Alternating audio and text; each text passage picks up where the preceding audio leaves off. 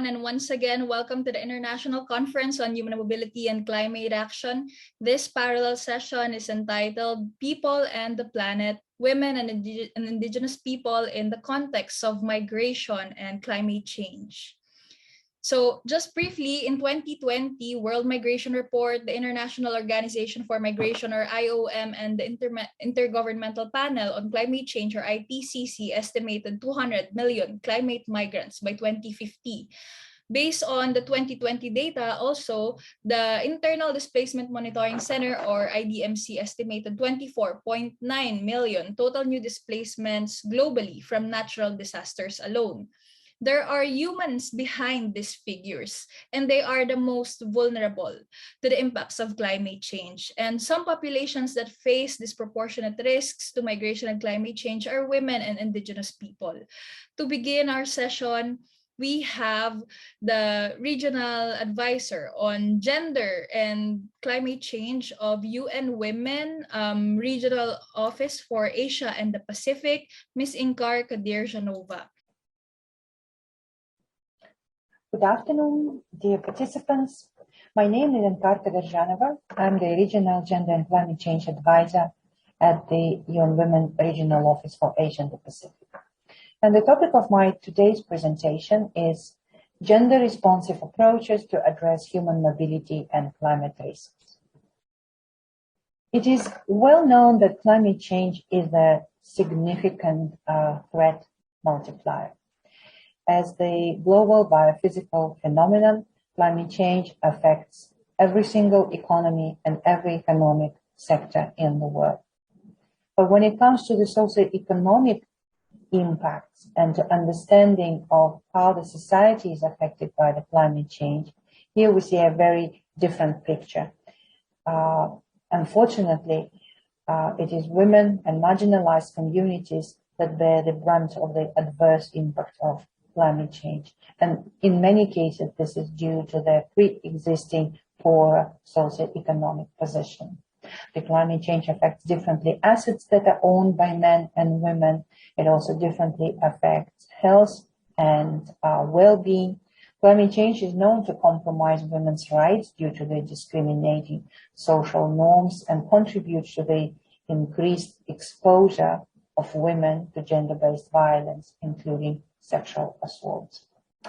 Climate change also affects the existing gender gap in education and in employment. And finally, it also hampers women's livelihoods, as women mostly are working in climate-sensitive sectors of the economy, such as agriculture, forestry, fisheries, or tourism.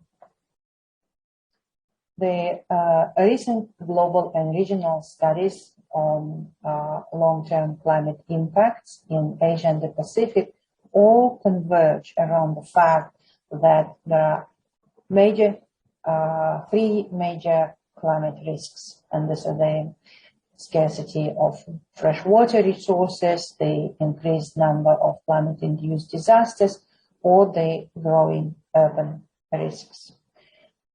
These findings have also been reconfirmed by the recently released IPCC 6th assessment report that was issued about a month ago. And it's also important to understand those climate-related risks in the context of Asia and the Pacific, which is one of the most populous regions in the world. This is the home to about 4 billion people. This is also the home to 8 out of 10 countries in the world that are particularly vulnerable due to their geographic position in the low elevation coastal zones. Here on this slide, I would like to show you a table with the list of 10 most affected countries by the natural disasters which occurred in the period between 2000 till 2019. These countries are ranked according to the long-term climate risk index. And even though the specific composition of the top 10 countries changes from year to year, or without failure, majority of countries in this list are the countries from Asia and the Pacific. And in this version, you see 6 countries out of 10 are in our region. Moving on, I wanted to focus on the gendered impacts of climate change. As I already have mentioned earlier, climate change often reinforces, perpetuates, and increases gender inequalities. And here are a few examples from the scientific literature and participatory impact assessment research done in different parts of the region and also globally. The climate change is known to contribute to the increased burdens of care work and poverty among women. It's been estimated that women have to spend 3 to 6 hours on a daily basis taking care of households and doing unpaid care work. And this is much higher than what men do. Women are also exposed to the higher levels of gender-based violence, and we're talking about the emotional, physical, psychological, and sexual violence as well. This is particularly visible in the situation or in the aftermath of the natural disasters. Also, women are subjected to higher risk of human trafficking and exploitation during and after the climate-induced disasters, and there were cases cited in many of the research papers done after the disasters that women had to engage either in transactional sex or have been tricked into the human trafficking situations. A few research from different parts of the region have also demonstrated that there is a correlation between the occurrence of the seasonal disasters and the increase in child and early marriage. In some low-income families, collecting the dowry from the early marriage of daughters could be one of the survival strategies in order to overcome the difficult seasonal flooding situation. Climate change also may lead to the loss in livelihoods, assets, property, and documentation. Usually these are women who are responsible for safeguarding valuables and collecting them after the disasters. So they are also the ones who own the smaller assets. One example that I would like to refer to here is the vulnerability assessment and the study that was done in Myanmar after the disaster, where it became evident that in most of the cases in rural areas, women own small animals such as chickens and ducks that are more likely to perish during the flooding, while men own bigger animals, cows and bulls that would survive during the disasters. And then lastly, the climate change, and in particular the changes in temperature, they affect the sexual and reproductive health of women, and in particular women who are pregnant. So here a bit more statistical information. You see here a list of significant disasters that happened in different parts of the region, and the information on the female and male mortality. And you can see in most of the cases there is a significant disbalance with female mortality being noticeably higher than male mortality. So the average statistic shows that women, girls, and marginalized groups are more likely to die during the disasters. And some of the reasons are linked to the traditional gender roles and responsibilities that women and girls perform in their families. So they are more likely to remain at home or work from home and not get the early warning information on time. They're also more likely to return to the premises to save children, take care of elderly, collect the valuable assets and documentation.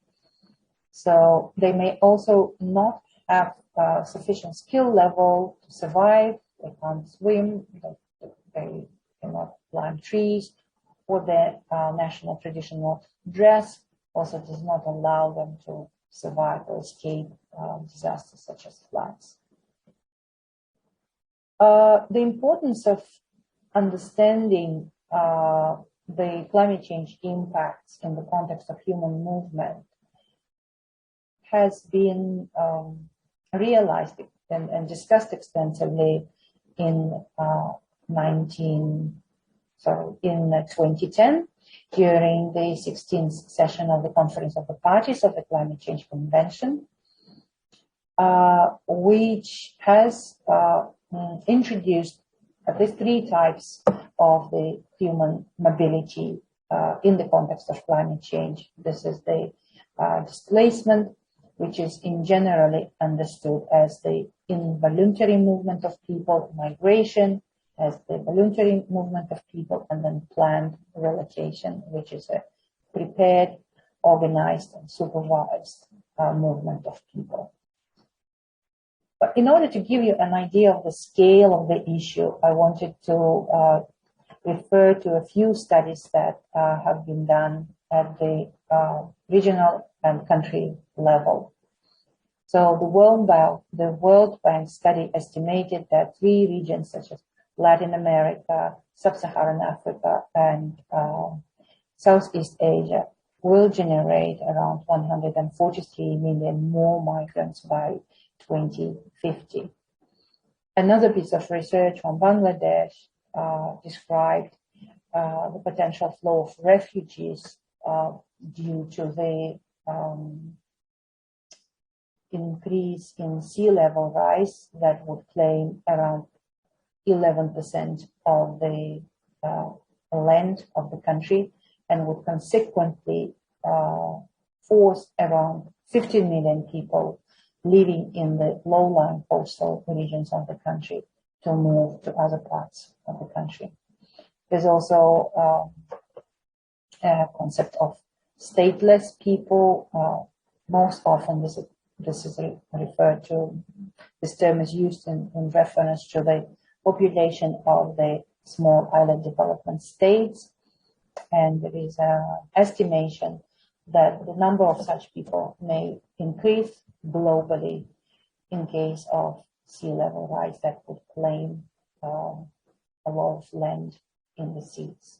And then the internally displaced people, these are the people that have been forced to migrate due to the extreme weather events, and it's estimated that around 20 million people leave their homes and move to other areas on an annual basis. So it's quite a significant number of people that is affected by the climate change and forced to move. On this map, you see the environmental factors and conflicts that are possibly causing the migration.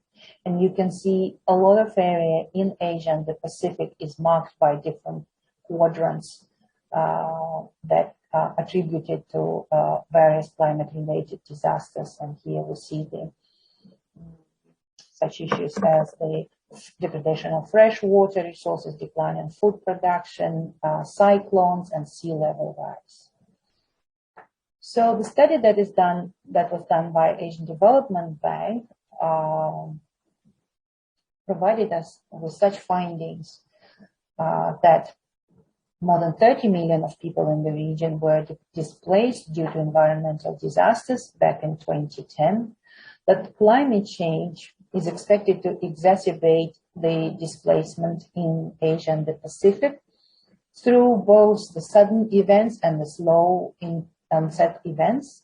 And then most of the environmental migration is likely to remain domestic, internal, and it will contribute to the strong urbanization trend that is already going on in the region.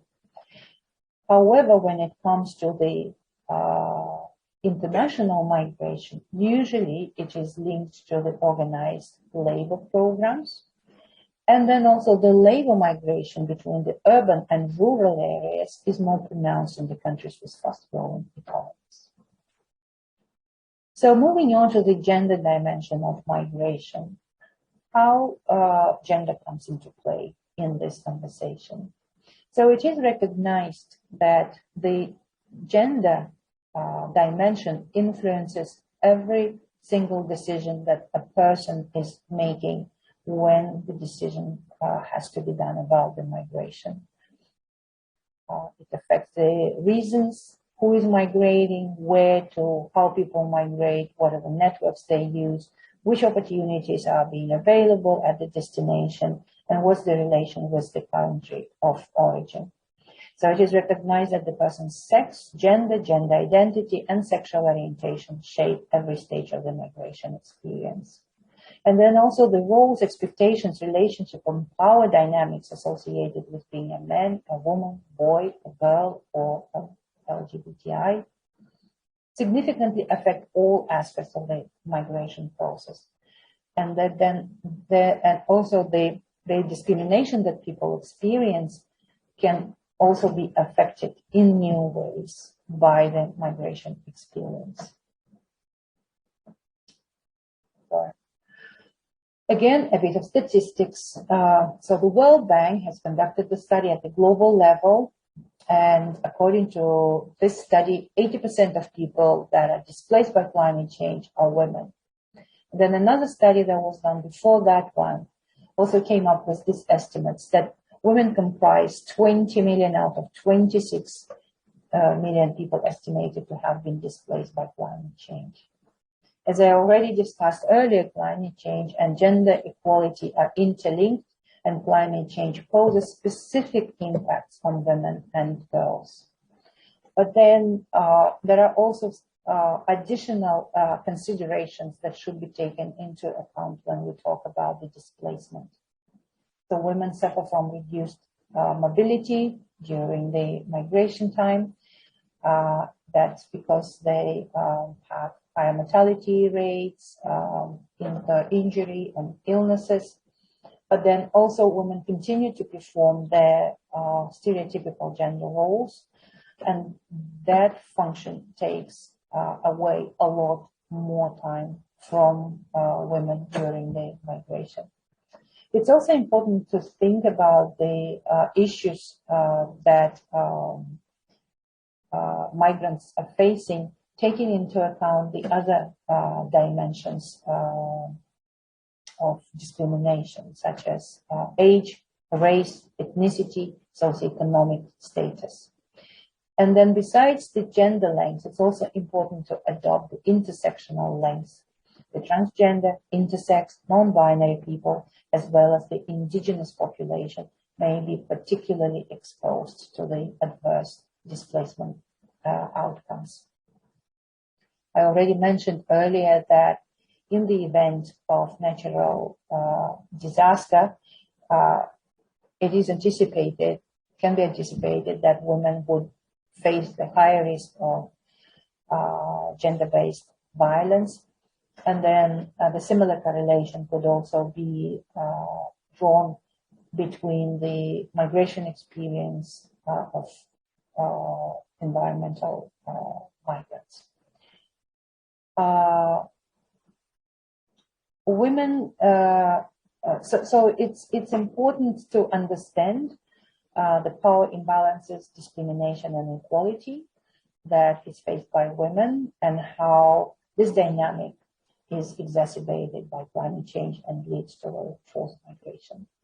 On this slide, I wanted to share with you a few findings from the case study that has been done back in 2015 by UN Women Country Office in Bangladesh, where the colleagues have focused their attention on the situation of women who stay behind and take care of their families while their male family members migrate due to the climate change impacts. So what women have cited in the study as the impacts of climate change is that they face discrimination of their rights due to the existing restrictive social norms and practices. That while their male family members were away, they have undergone some situations where their human rights have been infringed. They also have cited the increased unpaid work and unstable income, and also increased physical, emotional, and mental stress, and nutrition deficiencies were also mentioned as the impact factors. So, given the predicted effects of change in Bangladesh, the study concludes that the policy and programmatic efforts need to acknowledge migration as a reality and commit to the policy reform to support those who are forced to migrate and those who are staying behind. So finally, that's my last slide. I wanted to conclude that the gender-responsive approach to migration amid climate change is very important. And all actors that I mentioned here on the slide, the civil society, the government, and the international community have a role to play. The existing policies that support the planned relocation or displacement in the context of climate change are often insufficiently gender responsive. And then a lot more needs to be done at the regional and global scale in terms of creating the adequate protection and legal frameworks. Also, there are many existing instruments and mechanisms and guidelines that explain what are the gender considerations in the context of climate-induced migration, but they have not been fully recognized in practice. And then finally, it's also important to continue working on raising the awareness around this, about these tools, and work towards filling the existing policy gaps. This is the end of my presentation. Thank you so much. Okay, so that was a comprehensive presentation from Inkar, and I think from that we have to emphasize really taking on the intersectional lens, wherein we consider factors such as gender, sexuality, race, ethnicity, class, and socioeconomic status, among others, when we discuss migration in the context of climate change. And so for those who have questions or concerns or maybe some comments regarding Inkar's presentation, please send it to us through our virtual bulletin board, and we will forward it to Inkar so that she can address all your questions. Now on to our next presenters. So we have two presenters from University of Newcastle. One of them is Dr. Sarah Wright, who is a professor and future fellow at the School of Environmental and Life Sciences. Joining her is a research associate, also from the School of Environmental and Life Sciences, also at the University of Newcastle, Dr. Lara Daly. So without further ado, I will give it to let Dr. Wright and Dr. Daly take over the discussion. Well, first of all, thank you so much for the opportunity to talk to you today at this International Conference on Human Mobility and Climate Action. I'm presenting here with Lara Daly, and we'll both be sharing a bit of time throughout the presentation. We're presenting on behalf of the Bawaka Collective, a 15-year-long Yolngu-led research collective. During this time, we have worked closely together to share some knowledge from Yolngu worlds. And we're going to take the time today to share a bit of these rich experiences from our work together. So it'll be a bit of a change of pace from Inka's fabulous presentation, I guess, trying to provide some, I guess, more of the ways these can be experienced in people's lives. So the collective includes Bawaka Country, Laklak Burawanga, Richalili Ganamba, Mirkia Boy Ganamba Stubbs, Bambapoi Ganamba, Jawindil Maimaru, Kate Lloyd, Sandy Suchet Pearson, as well as Lara and myself. And we're very happy to connect via Zoom with everybody here today and to contribute to this important session. We would like to begin our presentation with an acknowledgement of country. In Australia, acknowledgements of country have become an important and much overdue recognition of Aboriginal and Torres Strait Islander people's connections to country. Country, as used in Aboriginal English, does not mean a country in the sense of a nation state like Australia or the Philippines. Rather, country is an Aboriginal homeland. In Aboriginal English usage, country encompasses the seas, waters, land, animals, weather, all the beings that exist in and make up a place, including people and culture. Deborah Bird Rose explains this beautifully. She says, people talk about country in the same way they would talk about a person. They speak to country, sing to country, visit country, worry about country, feel sorry for country, and long for country. Everyone in Australia lives on Indigenous land with its own Indigenous culture, knowledge, law, language, stories, and connections. Australia itself has over 500 Aboriginal countries inside it. So when we do this acknowledgement of country, we're talking about country in this way. And so I'd like to ask you to join us in acknowledging the country where you are, to uncross your legs and place your feet firmly on the ground, and take a moment to appreciate who we're with today in this conference and our connection to each other. Our connection also to the place, the territory, the environment where we are, where we each are, its ongoing custodians, the connected histories of place, and the first peoples who lived here before and during, even if it's not often acknowledged, colonisation and the now.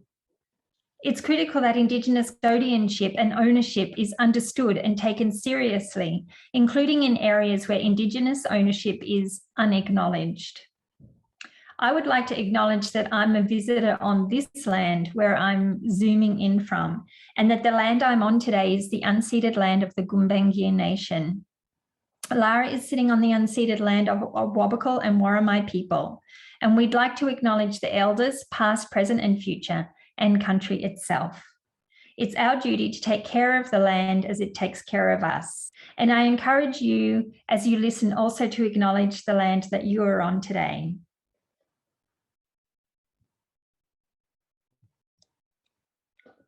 Today, we're meeting to talk about climate change and climate change mobility. It's become increasingly clear that responding to disruptive environmental change, including climate change, requires different ways of understanding and responding to place and time. There is a deep concern both about the patterns of extinction and violence that have been, are, and will be associated with climate change. And there's a big need to push back against some of the stories that are used, in particular in the Western sciences, to talk about them. One way to do this is to attend to the diverse and culturally imbued ways that humans are bound up with their worlds. These understandings emphasize that humans do not stand separate to their environment. They cannot be understood as separate from place or country, or indeed from each other, but rather are co-constituted with it, co-emergent. Many Indigenous people are subject to forced and coercive displacement from their lands, both in the context of a changing climate, as well as through ongoing colonialism and development aggression.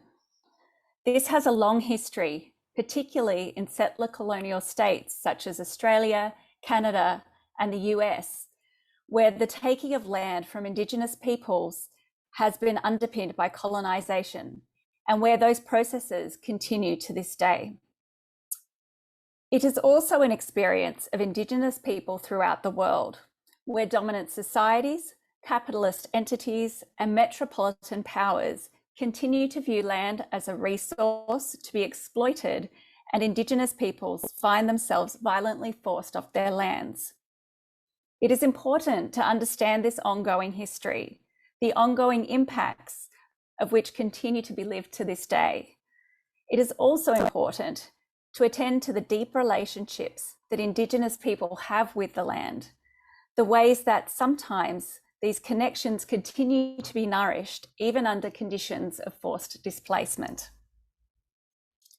In the context of climate change, many Indigenous people are seeing major changes within their environments, bearing the brunt of climatic effects. This is particularly intense because of the deep and abiding connections with land. Indeed, the International Working Group for Indigenous Affairs stressed that for Indigenous peoples around the world, climate change brings different kinds of risks and opportunities, threatens cultural survival, and undermines Indigenous human rights. Understanding the significance of the impacts of climate change on Indigenous peoples requires an understanding of the intimate relationships that Indigenous people have with their environments, lands and waters, ecosystems, and all living things. These deep connections mean several things. Firstly, that Indigenous people do not view land as a resource that can be sold, traded, exploited, or transferred away. Rather, connections to land are deep and a matter of kinship and responsibility. The issue of forced migration, of mobility around climate, looks very different when this is taken into account. Secondly, these deep connections and knowledges are a source of strength, and this too is an important message, the strength of Indigenous culture. It is important not to see Indigenous people as victims, only as victims, but to acknowledge strength, continuity, knowledges, and ways of living that embody a different way of being with the environment. It is in this light we want to share some of our collaborative work with the Bawaka Collective and to share a bit about Yolngu relationships with their environment. To do this, we've prepared a video that will be played for you now. First, let us welcome you. This is my mother, Dr. Laklak Praronga, elder of the Datui clan and caretaker for Gomach, including Bawaka country. Yo bookmark kololo ya ko wangaw. Ya ngara wajura ko dat laprang. Dole ya ko kololo wangal dipal. Wangal gona bakal. Kuma to baka. Welcome to my country. This is Barbara Laklak Purarwanga from Baka. I'm right in the middle of my country, where is beautiful beach, calm water, looking at the other side of my country. There's some children playing around the beach and my pet Nike crocodile just beside the water looking at me. I am sitting under the whistle tree at Bawaka. We also need to acknowledge the people of whose land we are sharing today, the First Nations of the places in which you sit as you listen, the elders past, present, and future of that place, and the land itself, and the beings that co-become there.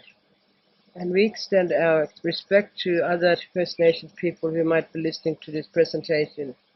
We share with you about Bawaka, about our place, our land, our people, and some of our stories. We're happy to be able to be part of this international conference on human mobility and climate action.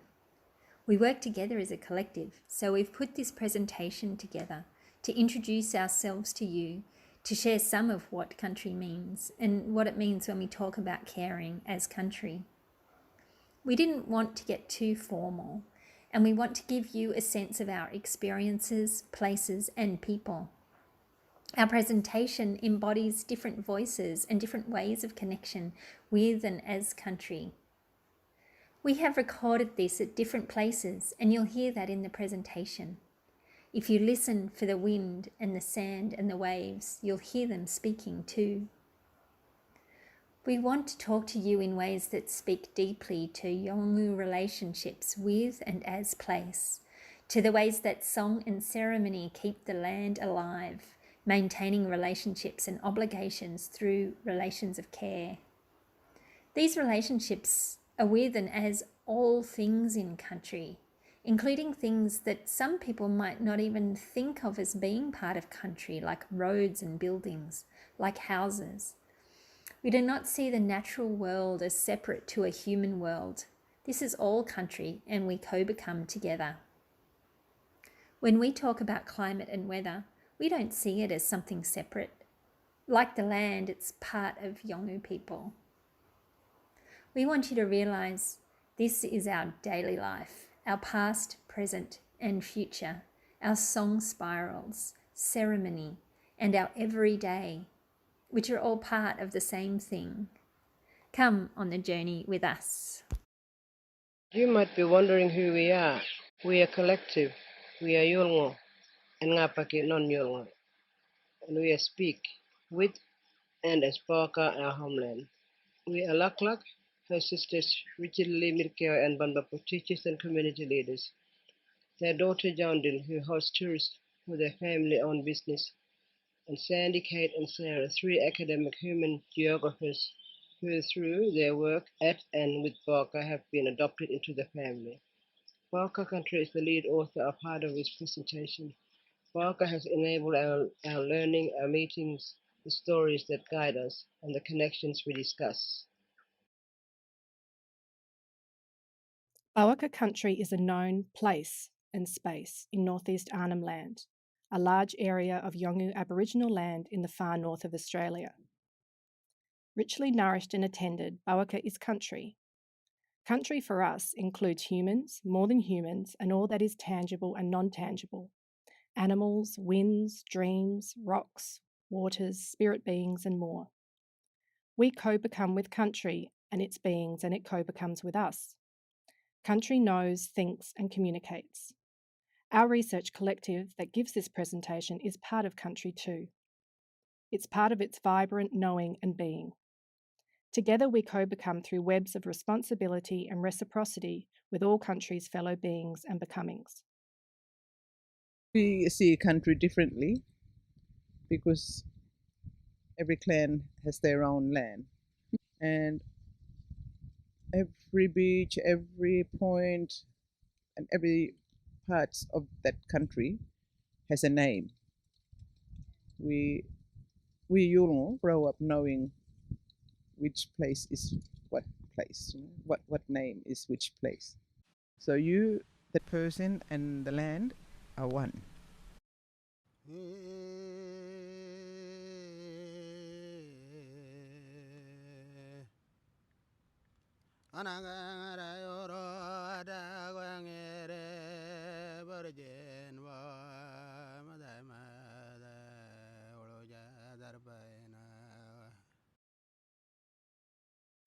At Bawaka, in Newcastle and other places in Yolngu country, there are roads and cars, houses and other buildings.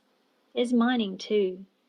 Sometimes when we talk about Yolngu connections with country, people think only of animals and plants, things that fit in with mainstream assumptions about what it means to have an authentic Aboriginal identity. We want to tell you that Yolngu people have a living culture, and country is always living and always emergent. So those roads, those houses, the sand in the cement itself, the bauxite that comes out of the mine too, that's country. And that is in relationship with Yolngu people. We have responsibilities too, with and as country, that include the built environment.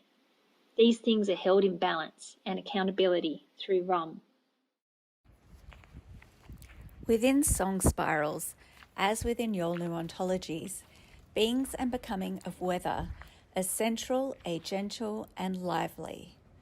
Winds, thunder and lightning, seasons and more send messages. They are rich and multi-layered, important co-becomings of country. It is these connections, these co-becomings, among others, that animate Yolngu For example, to fight for sea country, as they successfully did, and to land, because the land speaks and knows. The wind, the beings and becomings of country speak and know, and they listen. While a mainstream, non-Indigenous approach to climate and to land and property may try to separate belonging, Aboriginal law, culture, song, art and ceremony from ideas of climate change response and adaptation, for Yolngu this is not possible.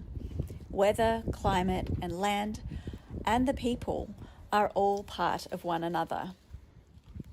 This is why Yolngu people have been so strong in asserting their belongings and have been some of the many leaders in the movements for land and sea rights in Australia.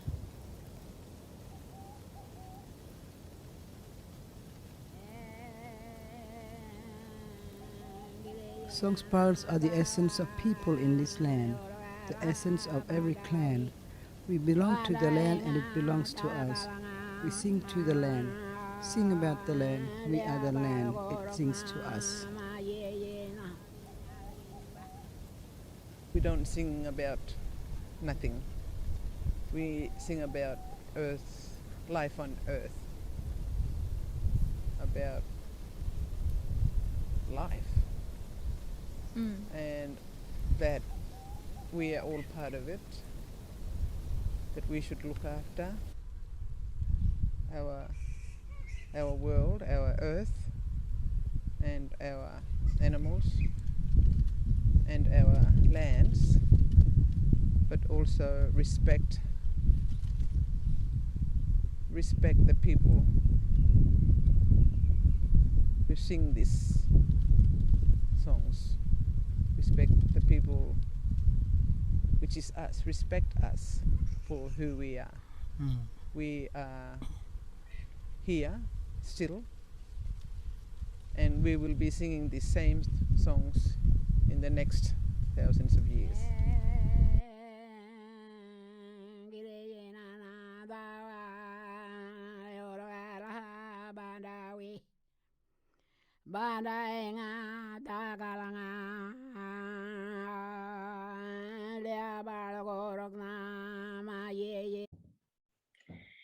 So just in conclusion, it's become abundantly clear that goals for achieving sustainability cannot be met by current trajectories. Rather, there needs to be a fundamental shift. Indigenous leadership is necessary if climate justice is to be achieved, as is support for advancing transformative and innovative solutions that account for all life. Listening to Indigenous ways of knowing weather and climate is crucial. Many dominant forms of weather-human relations and responses to climate change are linked strongly to practices of disaster response and control, which position weather events as isolated, unknowable, and unpredictable.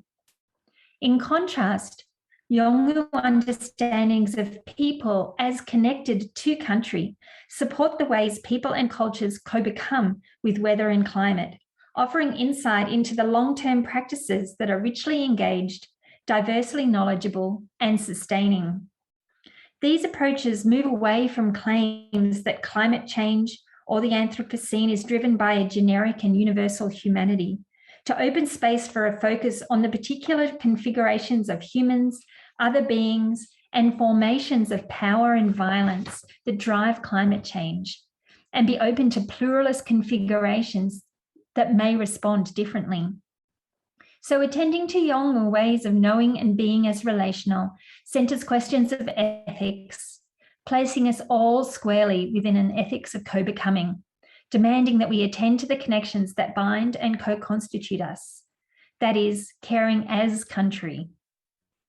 As identified by the United Nations Permanent Forum on Indigenous Issues, governments must work together at all levels with the full participation of Indigenous people on a holistic response to climate change that takes account not only of the ecological dimensions of climate change, but also the social impacts and principles of human rights, equity, and environmental justice. And Indigenous people need to be at the centre of decision-making.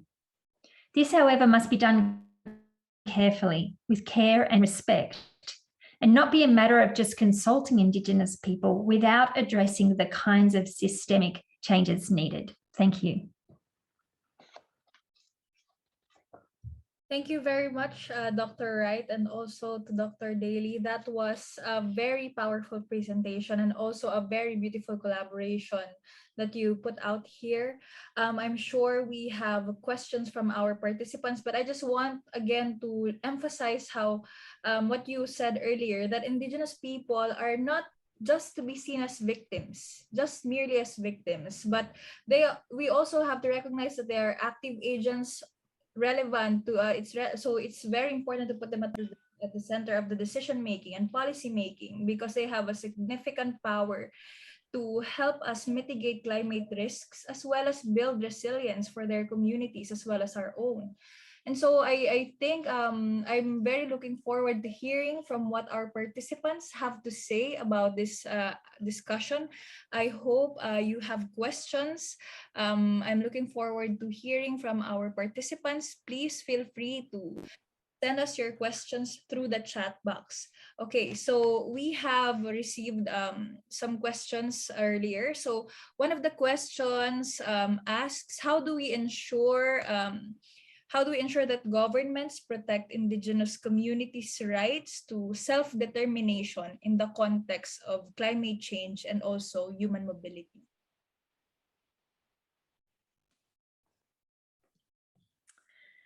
Thank you.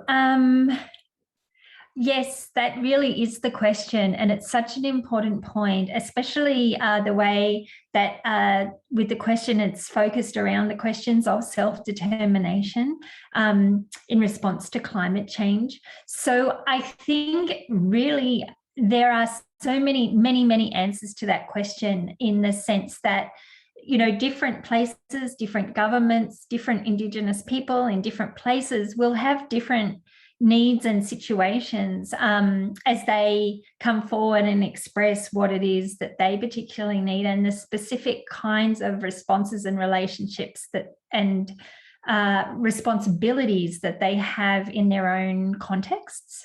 So I think really it's about process, and it's about, as you said, recognising the fundamental rights around decision-making of Indigenous people, recognising their own rights to both frame questions, not just respond to questions that are put forward, but rather taking on the fact that worldviews and understandings, which hopefully came through strongly in the presentation and in the video, where people's experiences are different in different places, and really it's important that Indigenous people are able to frame the issues as well as respond to them in appropriate ways. And that really needs to be done on multiple levels, at the governmental level, but also right down to community level, and in terms of kind of personal able to be responses. So I think that there really needs to be a coordinated and multi-level engagement. Okay, Lara, I don't know if you want to add anything to that question. Dr. Daly. Okay. So we have another question in the chat, and then after that, I'll acknowledge Dr. Tapaspal. I think he has something to say, but first, let me just ask the question from Karine. The question is, what is the response of Indigenous communities in your experience to planned relocation measures?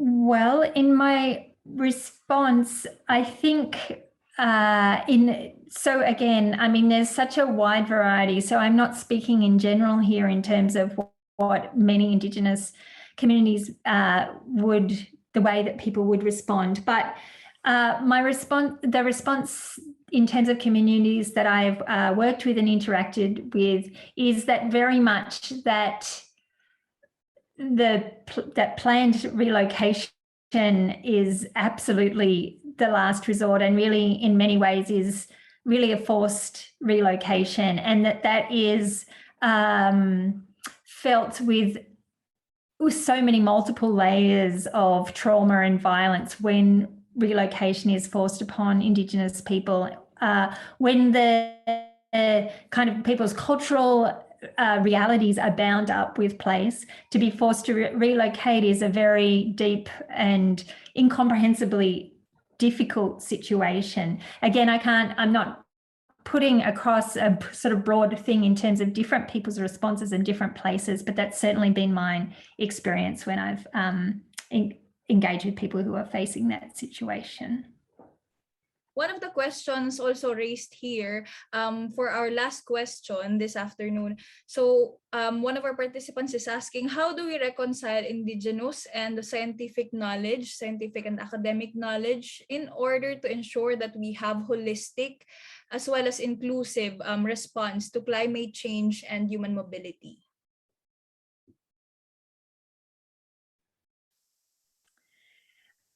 Thank you. Look, thanks so much for that comment as well, Dr. Tapaspal. They're really important points. And I think that you raising Indigenous knowledge there and those other points is really crucial. I think Indigenous knowledge and scientific knowledge, I feel that perhaps shouldn't be seen as a way as separate, or in fact as if they're not already. Indigenous knowledge is a form of scientific knowledge already, and I think it's important to see that scientific knowledge as well is coming with a certain series of approaches and assumptions around how we live in the world. Scientific thinking, sometimes sustainable thinking, but not necessarily. So that both Indigenous knowledge and scientific knowledge are different ways sometimes of getting to the same goal. And holistically speaking, I think it would be important for scientific kind of approaches to be able to understand some of the underpinning assumptions that are there around how things are measured and how things are understood as we move forward in responding to the climate agenda. I think there's so much to learn from Indigenous knowledges, but again, there must be respect in seeing the way that Indigenous knowledges really are ways to understand the world, and that have so much knowledge and have so much potential to respond in sustainable and embedded ways. I would just also add that it's important around Indigenous knowledge not to approach that as just something that can be grasped and perhaps taken away from Indigenous context, Indigenous people out of context, but really always there needs to be the fundamental respect and appropriate ways of dealing with Indigenous knowledge through that lens of self-determination. Yeah, so and I would, sorry, and I would just add, which is more or less what Sarah was just finishing on there, is that, say, speaking from our place or my place in this context in Australia, how important it is that we cannot demand that knowledge either, even those processes of treaty making in our context, or of creating better relationships at different levels, at the community level, at the state level, government level, in order to come to a place in a relationship where there is more trust and those knowledges can be shared in a better relationship thus far.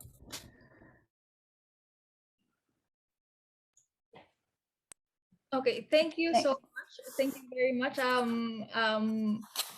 Dr. Daly, were you able to share everything? I think your audio was cut off shortly. Oh, I know. I'm not sure. My internet is playing up a bit. I think I got everything across. Sorry. Great.